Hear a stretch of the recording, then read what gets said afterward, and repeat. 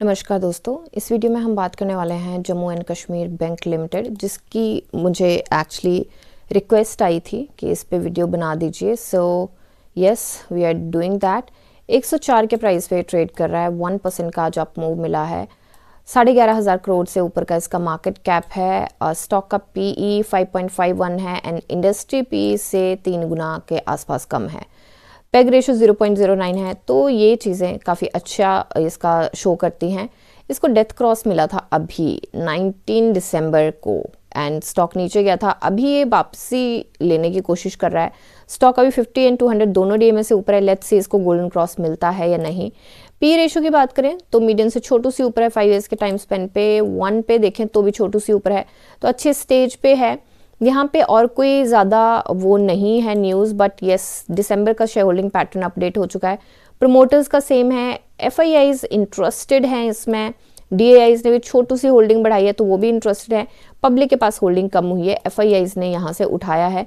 Number of share holders बहुत ज़्यादा नहीं है, 2.5 लाख हैं, बट नॉट बैड, अच्छे हैं। अभी के लिए अगर देखें तो स्टॉक कहीं ना कहीं साइडवेज में फंसा हुआ है। और साइडवेज कहाँ पे फंसा हुआ है? हालांकि इसने यहाँ से रन दिया है, कितना दिया है लेट्स सी, फ्लक्चुएशन में 9% के आसपास दिया है कुछ ही दिनों में। बट यहाँ पे एक चीज़ देखने को मिली है कि पुराना इसका फुटप्रिंट है वो 102 और 107, इसके बीच में स्टॉक फंसता हुआ नज़र आता है। और ये कब के फुटप्रिंट हैं इसके, कब से फंस रहा है ये? 2023, तो मतलब काफ़ी टाइम हो गया। तो 2023 से ये फंसता हुआ यहाँ पे नज़र आ रहा है, तो उस चीज़ को थोड़ा सा ध्यान में रख के हमें चलना पड़ेगा। अच्छा, अब अगर फ्रेश एंट्री की बात करें तो मुझे नहीं लगता यहाँ पे शॉर्ट टर्म की एंट्री बनती है। एंड शॉर्ट टर्म की नहीं बनती, लॉन्ग टर्म के लिए डेफिनेटली दैट मीन्स कि डिप आने वाला है। तो मुझे लगता है कि इसमें थोड़ा सा संभल के ज़रूर चलना पड़ेगा। सबसे पहली बात है कि शॉर्ट टर्म के लिए अगर मौका भी मिलता है तो मुझे लगता है कि इतने का मौका मिलता है, विच इज़ अराउंड 3%। उससे ऊपर का वो भी अगर आप स्कैल्प करके निकाल लेते हैं तो, अदरवाइज मुझे नहीं लगता इसमें मौका मिलता है। रिस्क फैक्टर बहुत ज़्यादा है। अगर वॉल्यूम की बात करें तो वॉल्यूम कल जो आया था वो था 5.19 मिलियन का, आज 3.94 मिलियन का है। वॉल्यूम कम नहीं बोल सकते, बट यस, बहुत ज़्यादा वॉल्यूम है नहीं जितना बाकी बैंक्स है, PSU स्टॉक्स या उनमें होता है, तो उस तरीके का वॉल्यूम नहीं है। कल हमें स्पिनिंग टॉप मिला, आज हमें इन्वर्टेड हैमर मिला। नो डाउट हमें मूव जरूर मिले हैं, बट यहाँ पे हमें ये जरूर दिख रहा है कि सेलर्स या ये सेलर्स डोमिनेट कर रहे हैं, शॉर्टर्स यहाँ पे एंटर हो चुके हैं। तो मुझे लगता है पार्शली प्रॉफिट बुकिंग तो यहाँ पे बनती है, और अगर होल्ड करके रखना है तो ट्रेलिंग स्टॉप लॉस के साथ। अदरवाइज यहाँ पे और मुझे कोई चांस दिखता नहीं है, क्योंकि दिक्कत यहाँ पे बहुत आ सकती है। अब शॉर्ट एंट्री हमारी कब बनती है? शॉर्ट एंट्री हमारी बनती है, एक तो इसकी रेजिस्टेंस 2 है और रेजिस्टेंस 1 है, 107.41, तो मतलब 108.70, ये वाली भी स्ट्रॉन्ग रेजिस्टेंस रहेगी, ये वाली भी रहेगी।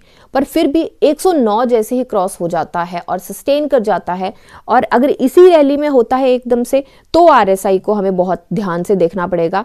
बट अगर इसको RSI के पास हेडरूम होता है, हम फिर से एनालाइज कर लेंगे, तो मुझे लगता है कि इसमें एंट्री बनाई जा सकती है फ्रेश। बट अभी partial profit booking and trailing stop loss के साथ ही चलना पड़ेगा। फ्रेश एंट्री स्कैल्पिंग के लिए अगर if you very clever and very sharp and fast, main important thing is if you fast, तो आप यहाँ पे कर सकते हो। अदरवाइज थोड़ा सा रिस्क फैक्टर है, उस चीज़ को ध्यान में रखें। अभी के लिए आ गए हम इसके BSE पे। 20% का प्राइस बैंड है। न्यूज़ ऐसा कुछ और नहीं है। प्रोविजनल बिजनेस का आया था, वो पुरानी हो चुकी है न्यूज़ अब। यहाँ पे जिसकी वजह से रैली अभी तक हम मिल चुकी है, अब तो प्रॉफिट बुकिंग चलेगी। 34% का डिलीवरी परसेंटेज है। हम देख लेते हैं एक बार NSE का डिलीवरी परसेंटेज कितना है। ओके, तो 37.57 है। बुरा नहीं बोल सकते इस डिलीवरी परसेंटेज को, बट उतना अच्छा भी नहीं मैं यहाँ पे लेके चलूँगी, क्योंकि बाकी जो सेंटीमेंट्स हैं वो थोड़े से यहाँ पे प्रॉफिट बुकिंग की तरफ इशारा ज़रूर कर रहे हैं। यहाँ पे अगर देखें 2 ही दिन की कैंडल हुई है, बट यहाँ पे स्पिनिंग टॉप है एंड यहाँ पे मारुगोजू कैंडल है। अगेन यहाँ पे क्लियरली हम देख सकते हैं इसके रेजिस्टेंस को, एंड मूव भी मिलता है तो उसके बाद की रेजिस्टेंस क्या स्ट्रॉन्ग तरीके से यहाँ पे खड़ी रहेगी, तो उस चीज़ को थोड़ा हम ध्यान में रख के चलेंगे, इग्नोर नहीं कर सकते।